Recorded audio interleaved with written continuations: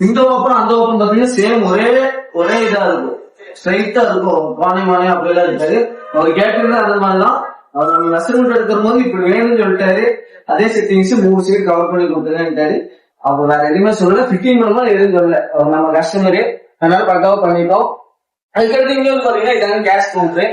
இது வந்து 3 அடி ஆயிட்டு. இது எல்லாமே அந்த சர்வீஸ் டேபிள் மட்டும் 4 அடி ஆயிட்டு. இதுலயும் 2 டிராவ் போட்டு ஒரு கீபோர்ட் போட்டு பக்காவா பண்ணி கொடுத்துருக்கோம். இதுவும் இந்த கேஷ் கவுண்டர் சர்வீஸ் டேபிள் மட்டும் 2 அடி தள்ளி போட்டுருக்கோம். அவங்க இது மட்டும் எனக்கு பெருசா வேணுங்க. சோ டோட்டலா இந்த கடையோட செட்டிங் இவ்வளவுதான். இதே மாதிரி உங்களுக்கும் ஷாப் செட் பண்ணணும்னா நீங்க தாராளமா நம்மளை கான்டாக்ட் பண்ணுங்க. நிறைய ஊருக்கு பண்ணி கொடுத்துட்டு இருக்கோம். சென்னை, மதுரை, திருச்சி எல்லா ஊருக்கும் பண்ணி கொடுத்துட்டு இருக்கோம். பெட்டி கடையில இருந்து பெரிய பெரிய ஷோரூம் பண்ணி நம்ம செஞ்சு கொடுத்துட்டு இருக்கோம்.